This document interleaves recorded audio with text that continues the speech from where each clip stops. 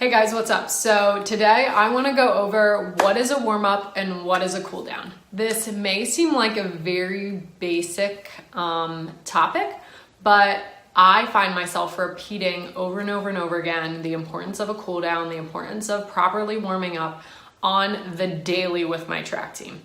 Maybe it's just my athletes, but man, do I have them repeat their warm-up multiple times and harp on making sure they're cooling down multiple times in a week. So for those that don't know me, my name's Fallon Headings. I'm a physical therapist and a track and field coach. So what's a warm-up? My three big principles that I go over in a warm-up is going from slow to fast. So remember, we can't just run right into our race. We have to slowly jog, get our muscles flowing, get the blood flowing to our muscles so we can eventually go fast. That's why a lot of times I'll have my athletes start with a jog just to get blood flowing around, and then we get into more, and that's also very general.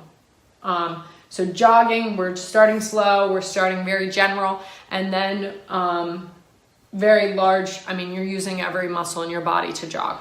So then we start to go into more of a dynamic warm-up. So our drills are picking up speed. We're getting a little bit faster. Our drills are getting a little bit more specific, and we're getting into a little bit more smaller muscle groups depending on that dynamic warm-up drill.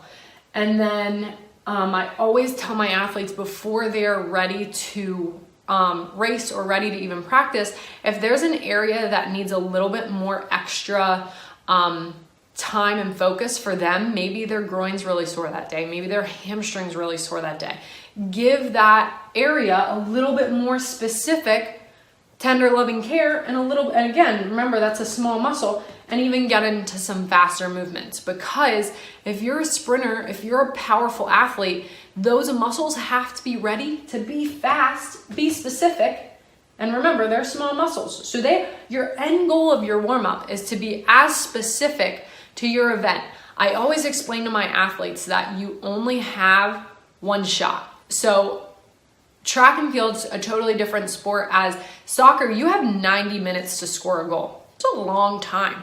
Track and field, you got one race. If you screw up your race, sorry, you're done with that one. You might have another race later in the day, but you have no chance of making up that 400 race if you've already screwed it up. You know what I mean? So, or you haven't warmed up properly. So that's why I say a warm-up is so crucial. Make sure you are sweating. I don't care if it's 30 degrees outside, you better be sweating and your muscles better be warm to have a great race for a proper warm-up. So, and I always like to say, make sure you're focused on what your goal is that day. Make sure you're not talking about what you're having for dinner. Make sure that you're not just half-assing through your warm-up drills. Really be specific, because the more specific and the more structured you are in your warm-up, I think that all carries over to your event. So if your arms are just flying all over out to the side, guess what? You're not going to be very specific when you go to run your race and you have 20 other things to think about. Your warm-up is an easy area to think about something that is maybe one of your weaknesses, whether it's your arm drive, whether it's your knee drive, whether it's your foot mechanics or something like that. Whatever your weakness is in your warm-up, I think you should really focus on that during your warm-up.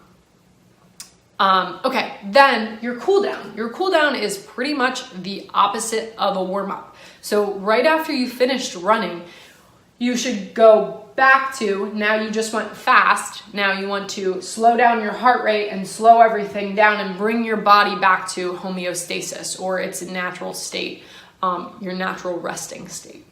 You want to, again, you just did specific stuff. Maybe you did a hurdle race. You're going to go to more general jogging around, doing some general large muscle stretches. So again, we work those small muscles. We need to go into just some large muscle stretches and everything like that. My big difference between warm up and cool down is I never do static stretching in a warm up. I always, if we want to do static stretching, it needs to be in the cool down.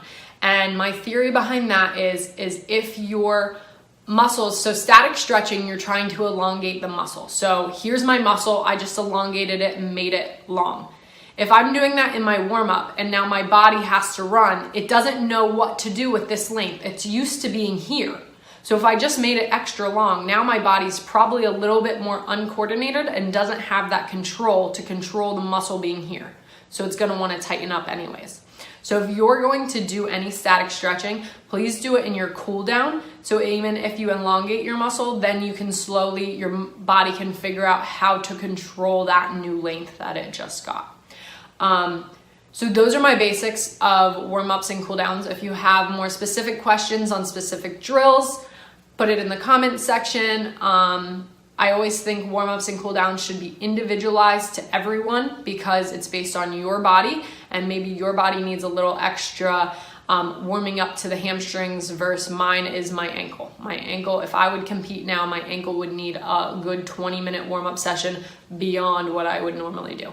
So those are just some things to think about as you start to warm up and cool down with your team. If you have any questions, again, put it in the comment section. Please subscribe and like my videos. Have a good day.